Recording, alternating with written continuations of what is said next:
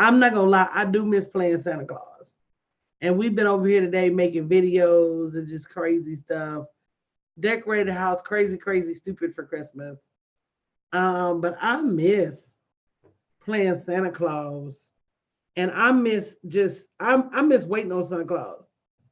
I don't know about y'all. I like playing Santa Claus for my kids, but I miss. Um, I miss waiting on Santa Claus. I remember they used to broadcast it on TV. Y'all remember that? And tell you when Santa was coming and all of that. Y'all remember that? Anyway, I miss that. I miss a lot about Christmas. Christmas used to be so traditional. It's like Christmas this year, like snuck up on me, and I had to get festive at the last minute. So I can't believe it's already Christmas. I don't know about you guys, but I'm super bored. And I said, let me go live and see what the people are doing. Hey, Francis. Hey, Cecilia. Hey, Mike. Hey, guys. Merry Christmas. So, what do you miss most about Christmas? What are y'all eating for Christmas? We're having a seafood boil tomorrow. So, we're having crab, lobster, shrimp. Trying to let y'all see my tree. Isn't it beautiful? Crab. Hey, Danielle. So, we're having crab, lobster, shrimp, sausage, snow crab, and king crab. What else do we have? We don't eat mussels and clams, so we're not having it. Corn, potatoes. I might do some dirty rice. I know we're gonna make enchiladas in the morning, so it's like super untraditional. Didn't it come fast? Like in a way, that's good because the years that like I'm ready for Christmas, I shop up until the day before. But like this year, I just was not ready.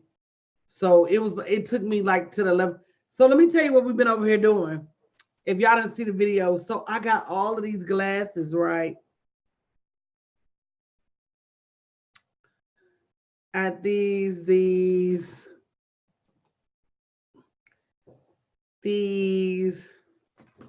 and I got all these photo frames at this, and we got all these chairs with Santa wraps and Christmas pillows and just crazy stuff.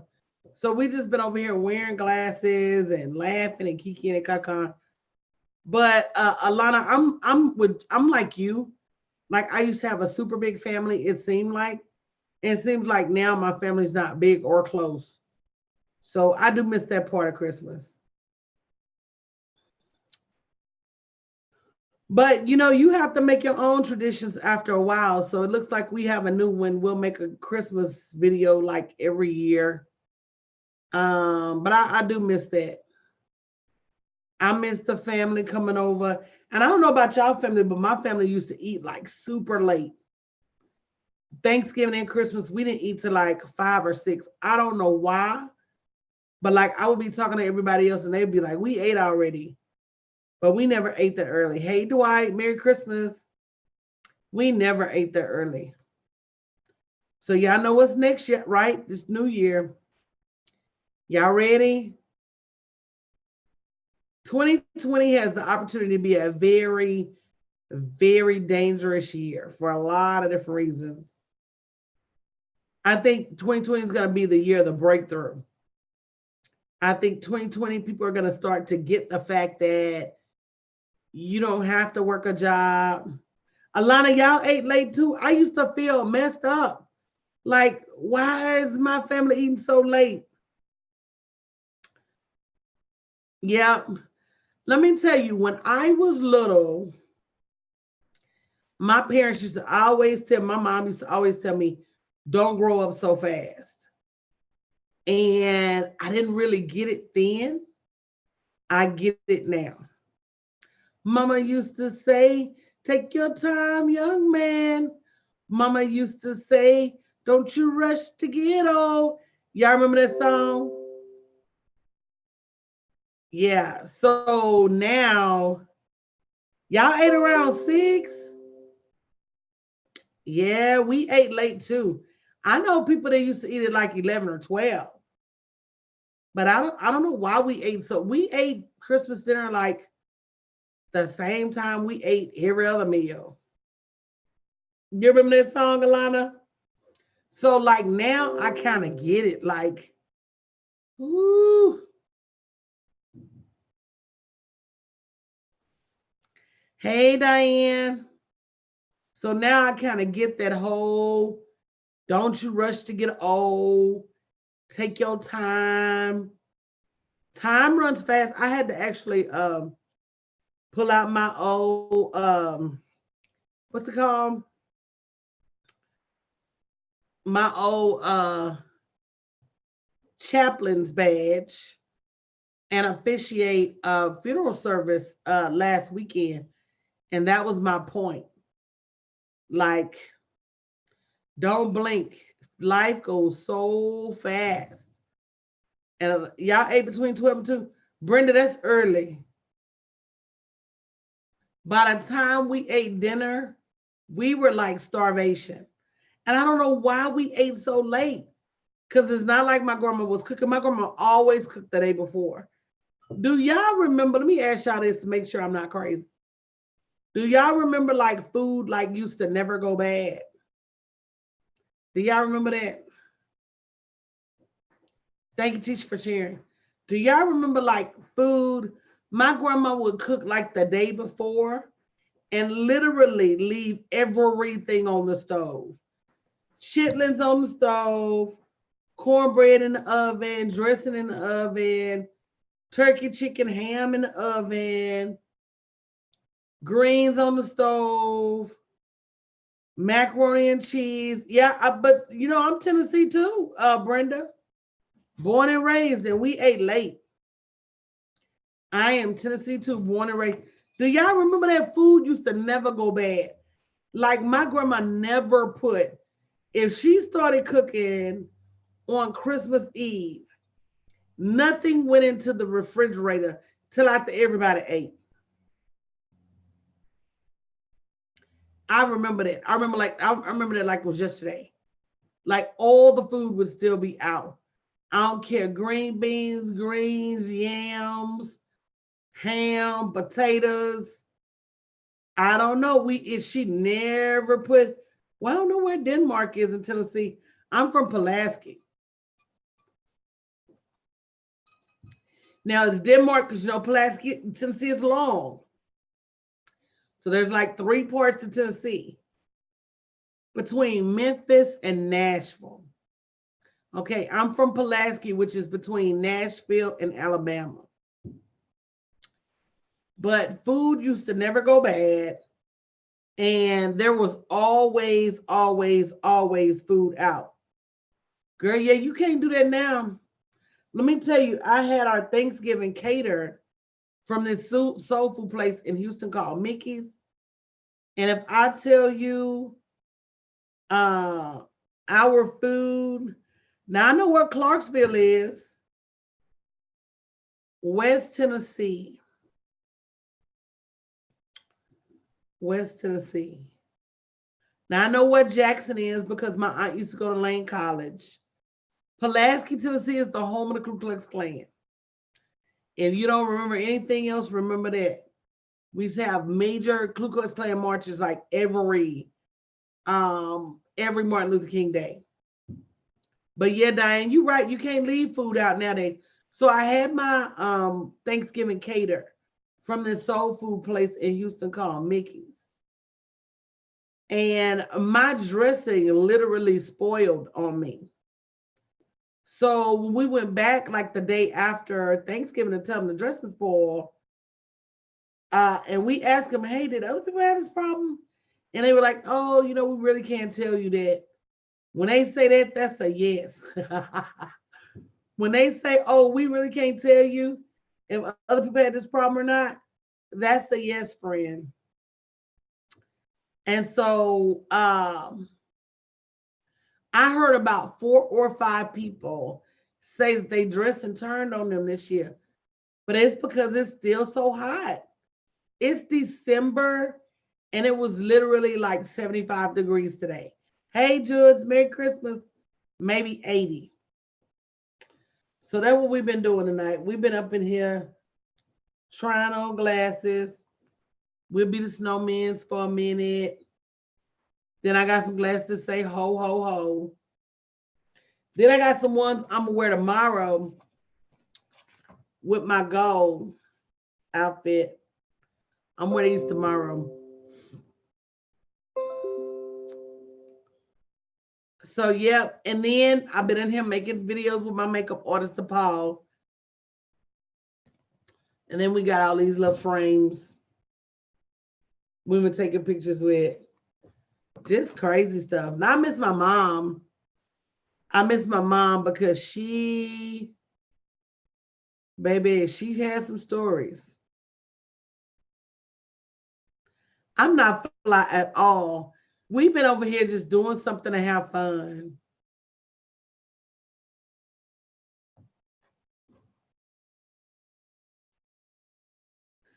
You know what, Jessica? I keep saying I'm the same way. Like when my grandmother was alive, we all came together for Christmas. And I keep saying I'm going to do the same thing. You like the reindeer? Look, okay, I got the ho, ho, ho. These are actually my favorite, the ho, ho, ho's. And let me tell you what else I got. I got the Santas.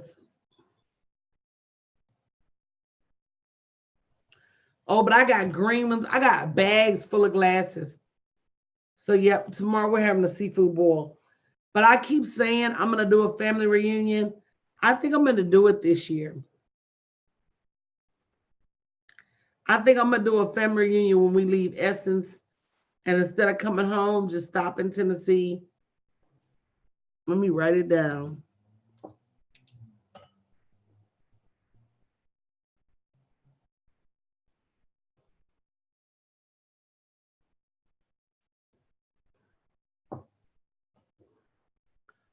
Oh, I hate to hear that, Alana. She said her mom passed just before Thanksgiving this year. So my mom actually got sick in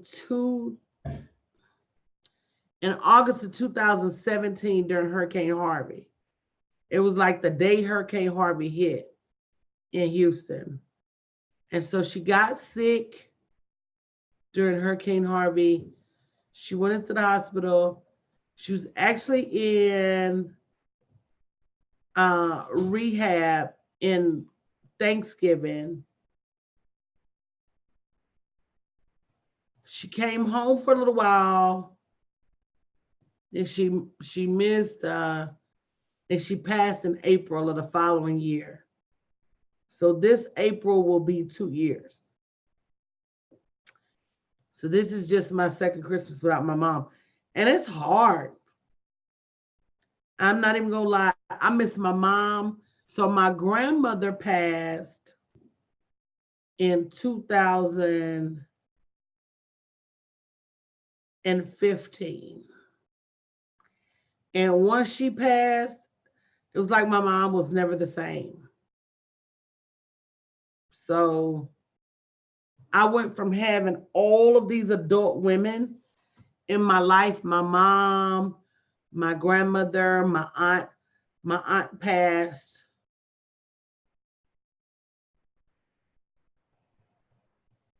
That's hard to talk about. My aunt passed actually before my mom, but she was younger. She passed in July of 2017.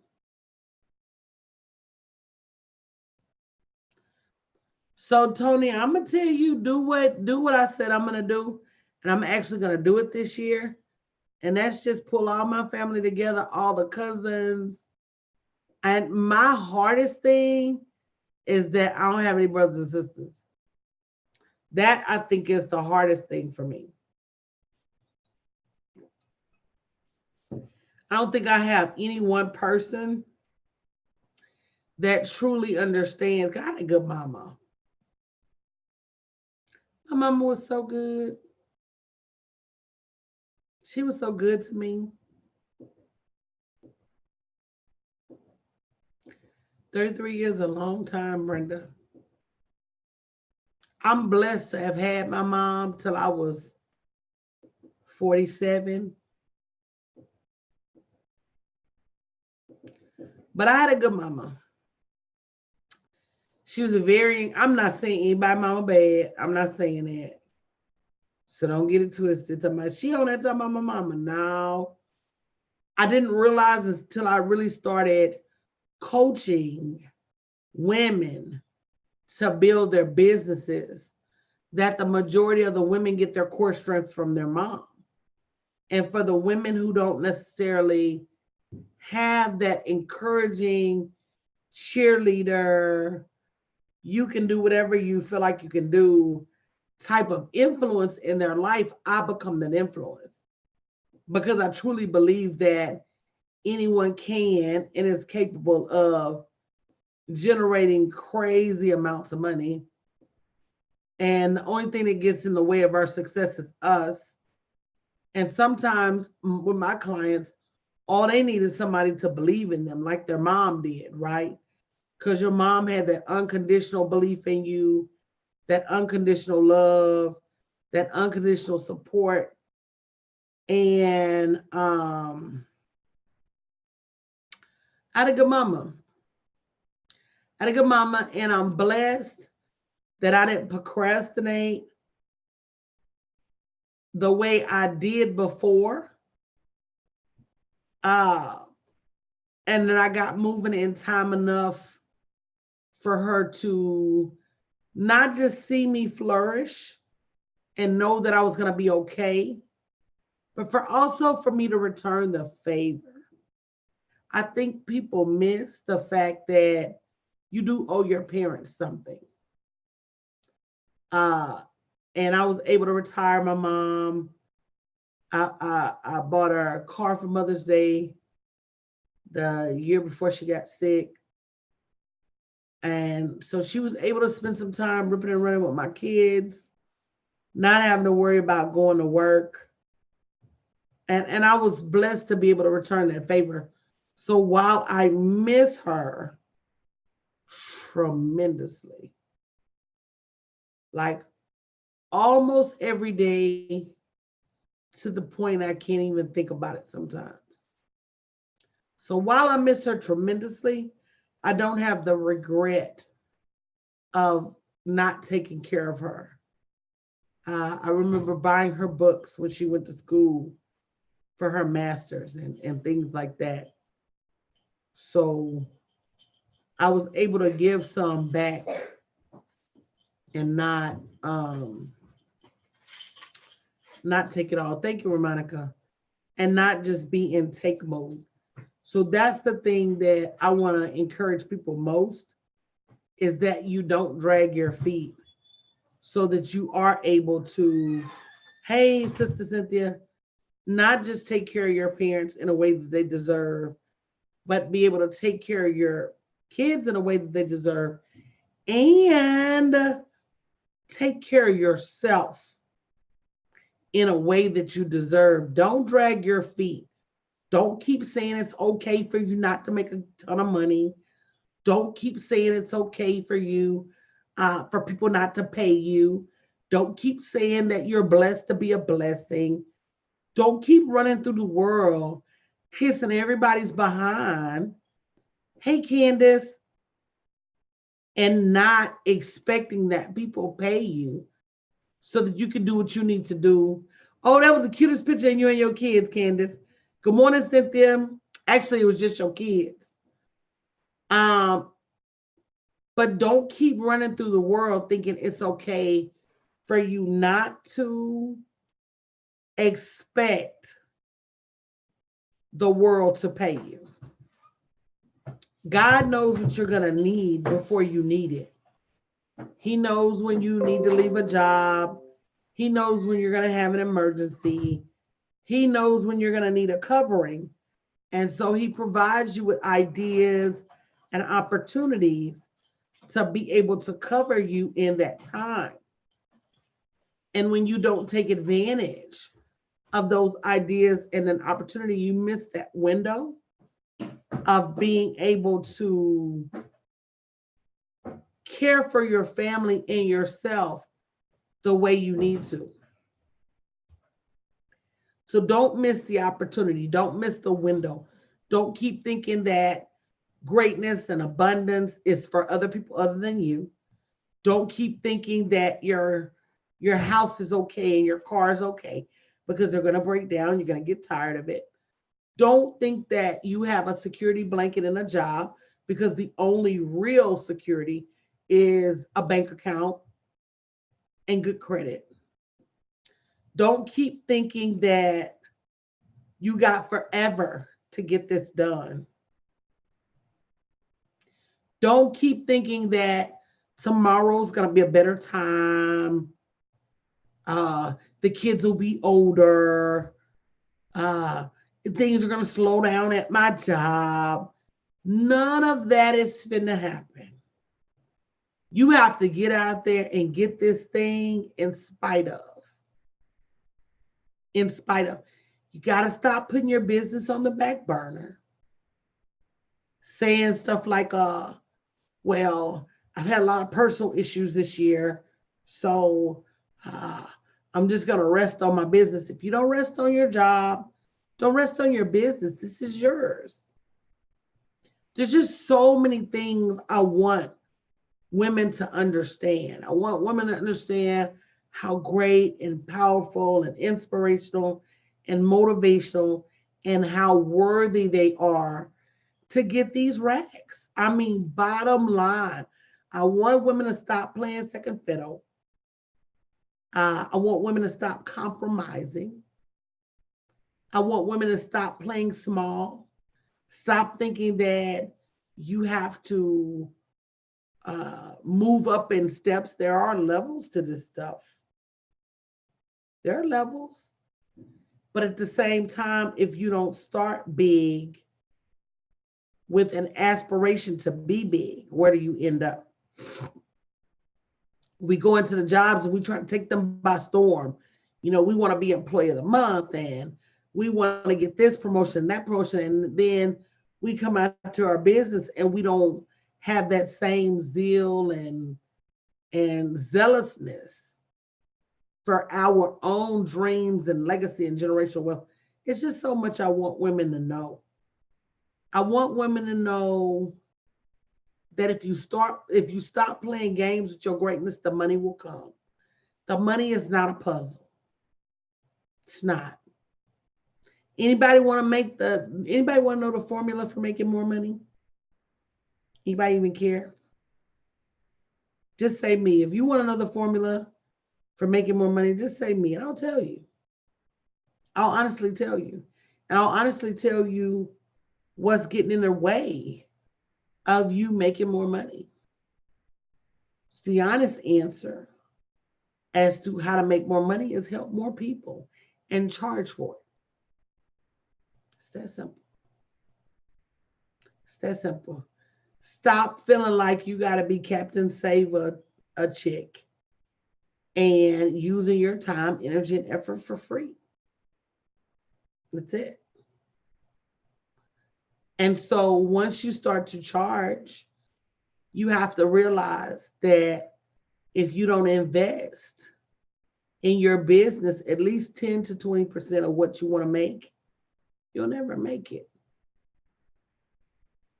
And last but not least, you've got to stop thinking that you've got to start small.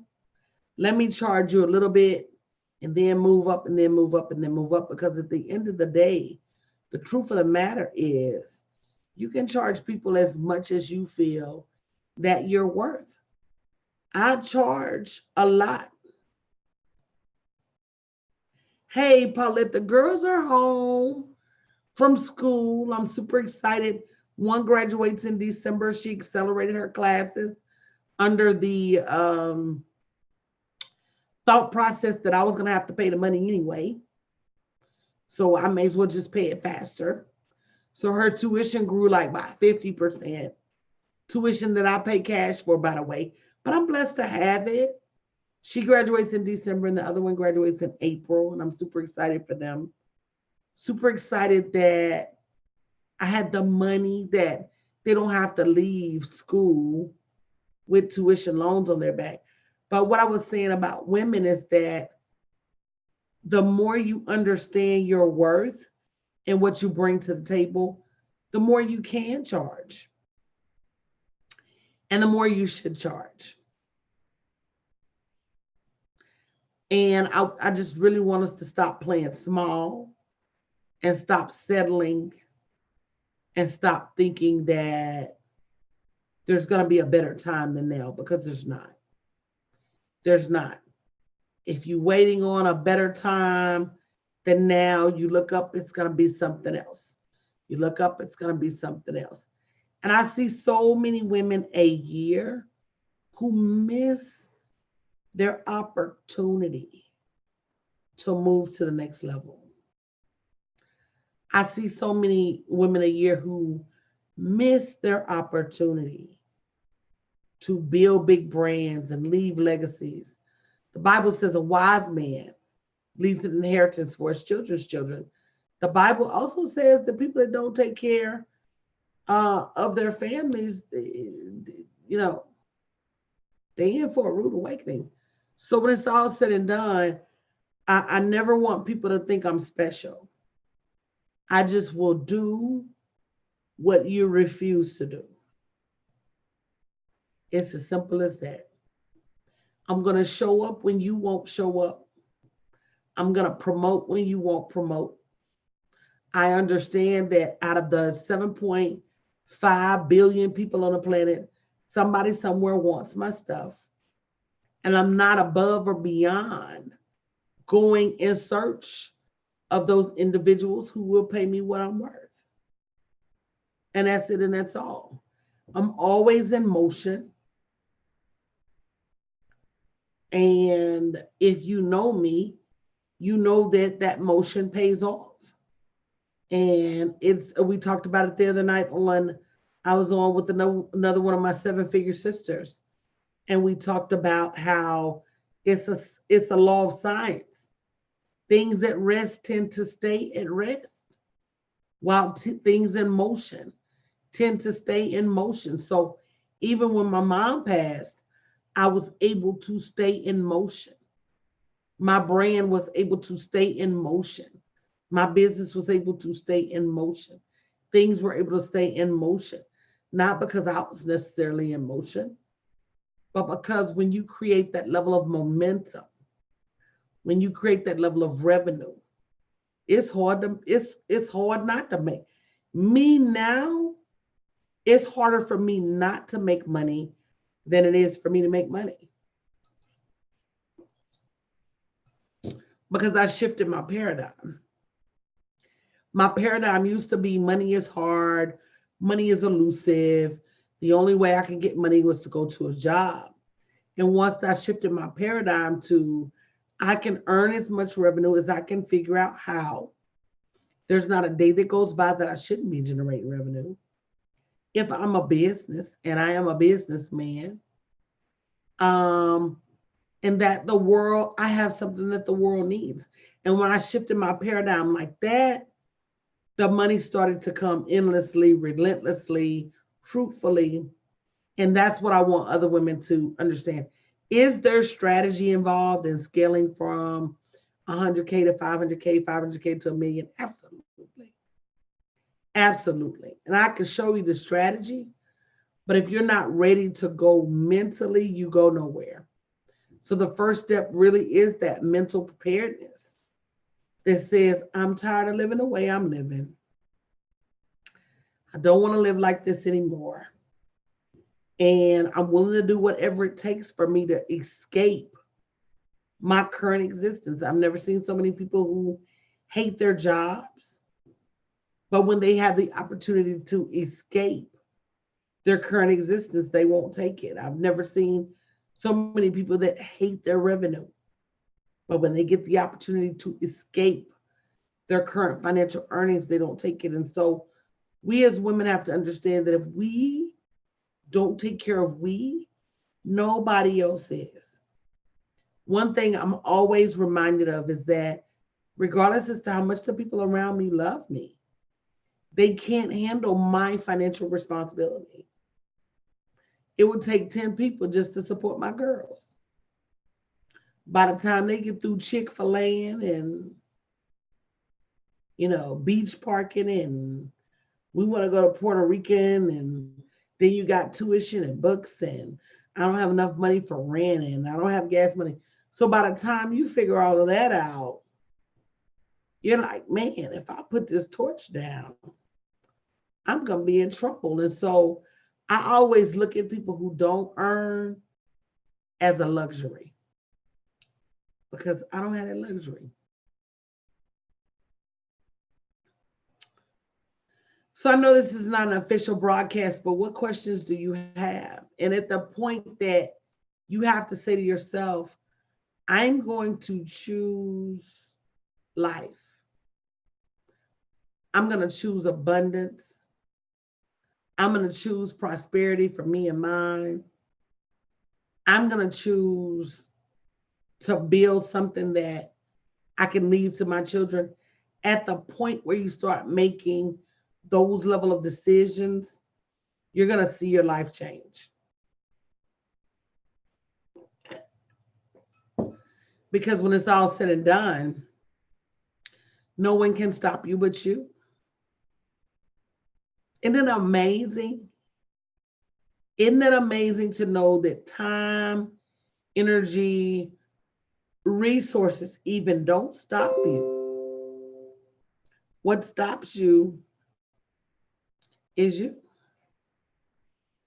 So when you get to that point where you say to yourself, I'm going to do it regardless, that's when things start to change. And you say to yourself, I don't want to regret. I don't want to regret 10 years from now not being able to pay for my kids' tuition. I don't want to regret 10 years from now. We're about to start a new decade. You guys understand that? So the marker as to where you are now and where you're going to be 10 years from now, it's crystal clear. It's crystal clear. And if you don't take massive action, if you don't go for broke, if you don't break a leg, if you don't throw it all in the pot, then you miss the opportunity of missing out. And I know nobody wants that. Not only that, to me as women, we don't deserve that. We spend our life wiping everybody's asses, just being honest. We spend our life sacrificing for. Just say me in the chat if you understand what I'm saying. If you don't, I get it. But I spent the better part of my life sacrificing so that, eating the ends of my bread so that my kids can have the middle, and, sacrificing to make sure my man got the better opportunities to work, and all of those things, they didn't pay off for me. I didn't start getting a payoff until I started understanding that I do have value. Somebody in the world does want and what I have, and that I can either sit on this stoop and be quiet and struggle, or I can go be gregarious, loud, forthcoming, and whatever else you want to call it, and change my life. And it is a choice I make every single day. If you're one of the people on my team, you will know I'm relentless. I'm relentless in the pursuit of the next level, only because I know what it does for not just me, but my family. Most of the people that know me know that I am frugal. I'm not going to say cheap. I'm not going to say cheap. I'm going to say frugal. And so they know that I spend the majority of my money on my friends and my family, or my people that the Lord appointed as my family, and the people that came to me on the internet, or the people that I met some other shape, form, or fashion. But I just refuse to get left behind. And what's leaving you behind is the fear. Hey, Miss Cato, happy holidays. Yeah, so here's the thing too. For those of you who say, I miss my family, I miss how we used to get together, sometimes we have to step up, regardless as to who's the oldest. We have to step up and be the matriarchs in our family. We got to step up and say, it's time for a family reunion. It's time for us to do Christmas together. Because the question then becomes, if not you, then who? And we're always sitting around waiting on somebody else to fix our problems. We're always sitting around waiting on somebody else to save us. We're always sitting around waiting.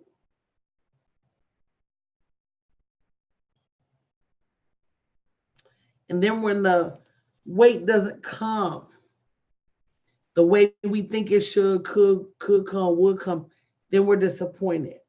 But we have to give God the flexibility and the autonomy to bring us blessings the way that He sees fit.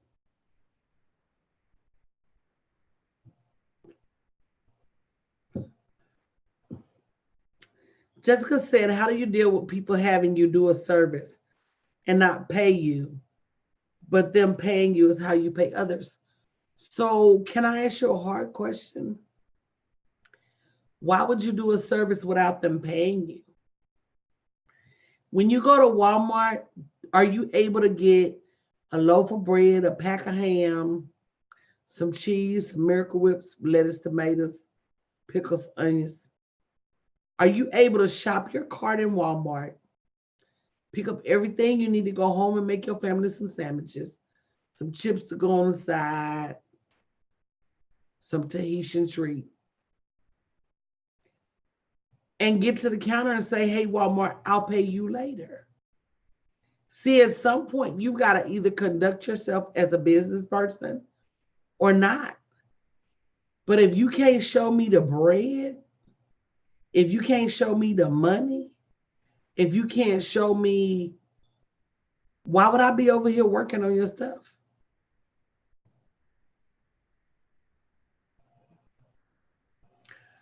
I hope that bless somebody tonight, because y'all do a lot of work for free.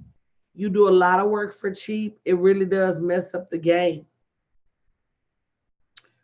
But yeah, you're in control of how much work you do before you get the balance of what somebody owes you. And they wouldn't get my stuff until they paid my bill.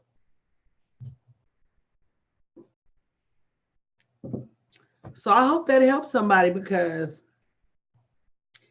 if you don't start to operate as a business, then you won't be in business for long. So why would you let somebody treat you like they don't treat others? So guys, it's all about choices. It's all about understanding who can really get you to the next level.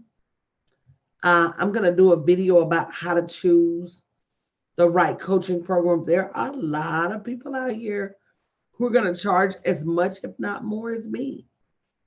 Hey, Donna Wig. Hey, Mama Donna.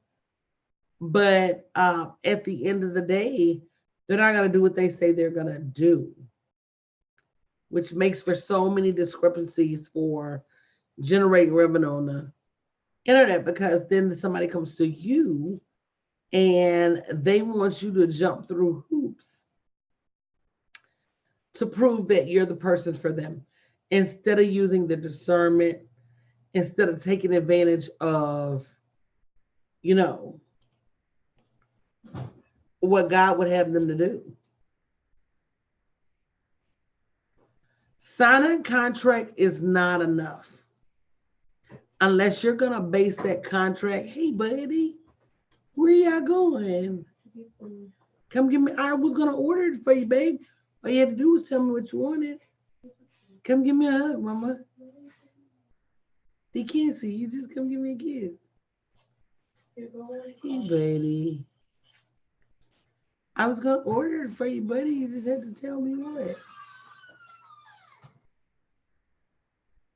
They can't see you, buddy. Give me a kiss. They see me, mom. They can't see that. You smell good, baby. You tired, baby? Let me just order it for you. No, it's gonna take all kinds of time. It really doesn't. It takes like 20 minutes.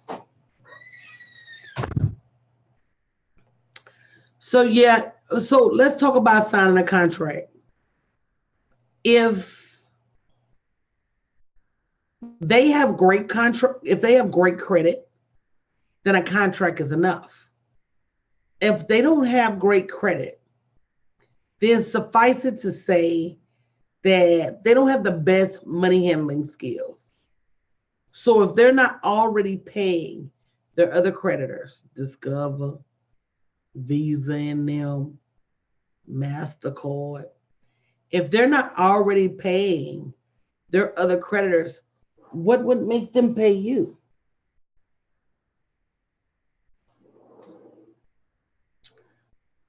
A signature on a piece of paper is not necessarily enough to make them pay you. Because if they don't care about those other creditors, what will make them pay you? So you have to think things through sometimes. And that's the value of getting business advice, because you don't lose as much money. People say, well, oh, hiring a coach is expensive. Expensive is relative. If you pay $10 for a bottle of Perrier water that's only gonna hydrate your body, the same way my tap water is, if I'm in a municipality that takes care of their tap water, then I've wasted $10 because what I'm offering can be served at a lower rate with the same results. But when you're looking into building a business, you really do just get what you pay for.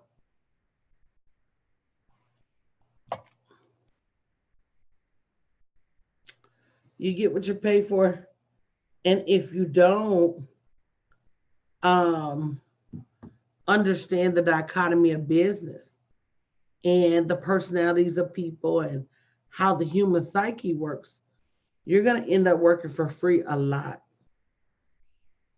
And that's another thing. People say coaching is expensive, but it's not as expensive as the mistakes you're going to make without wise counsel. And that's why the Bible is adamant about people without counsel perish. My people perish for the lack of counsel. Not only that, but the right counsel. And not getting so caught up in the material trappings that you don't look behind the scenes as to see what's really happening. You're welcome, Brenda. Brenda said, thank you for these wonderful gems. And it's true, guys, you do have a choice as to how you're living. They don't want you to know you have a choice. They don't. They don't want you to have a choice because jobs would be abandoned. They don't want you to know you have a choice because the people that chose to stay at the job would make way, way more just from a retention perspective. They don't want you to know that you have the freedom to really live your life the way you want it to. They don't really want you to know that the money that you make at your job is not a lie. It's just not. So there are so many things that they don't want you to know, but you have to be, again, diligent in finding your own information. so that people stop reading their Bibles. You waiting on a pastor to preach a word for you. And no tea, no shade, saints. I don't want everybody in my inbox tomorrow talking about I'm blaspheming the holy people. No. But some people know beyond a shadow of a doubt that however much you pay them, they don't really have a strategy for not only helping you, but for keeping you encouraged and keeping you motivated. So you have to be on the lookout for those things. But when it's all said and done, it's your life.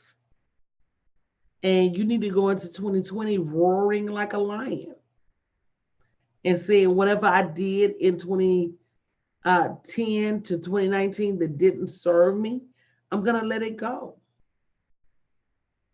And understanding that there's greater later.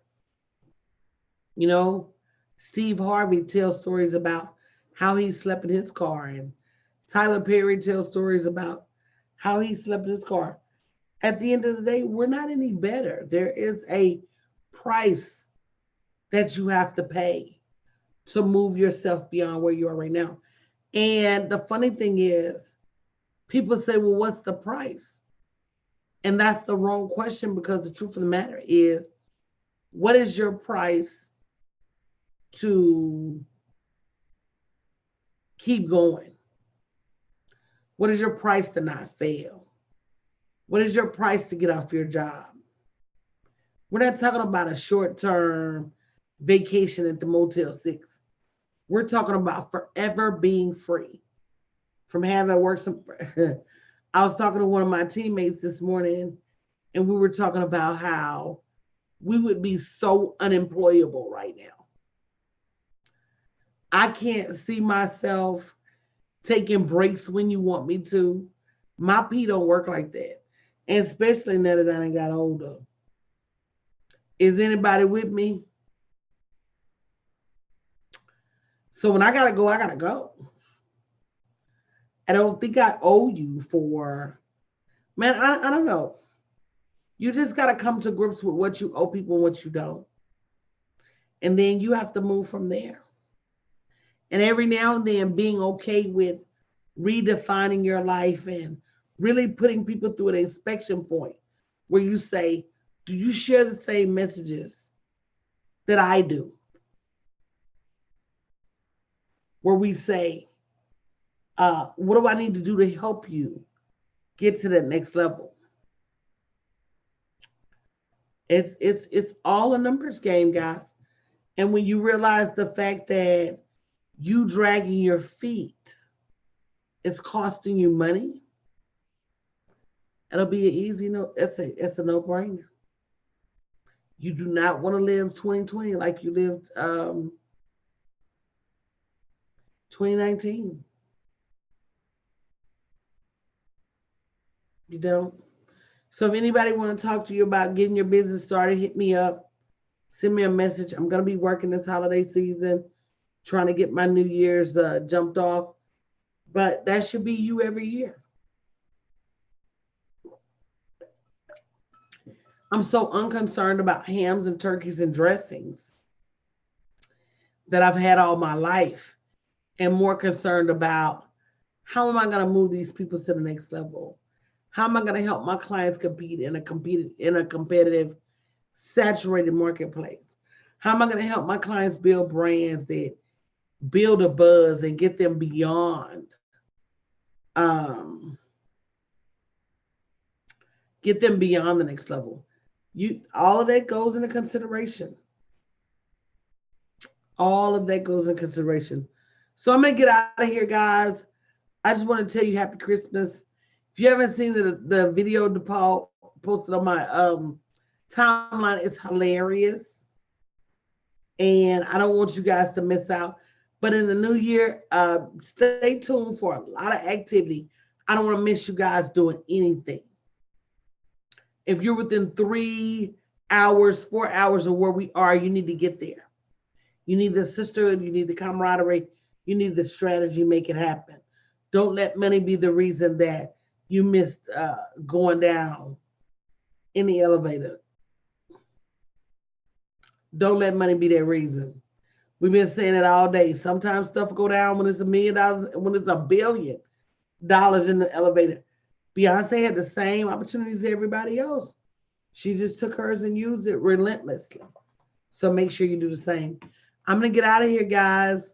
No milk and cookies tonight. The kids know better. But I will see you guys first thing in the morning. I have a Christmas gift for you guys. I can't wait to tell you all about it. You'll probably get it in your email first thing in the morning if you're on my email list. If not, make sure you tune in the morning to make sure you get your gift. All right. Merry Christmas, guys. And I wish you all the best.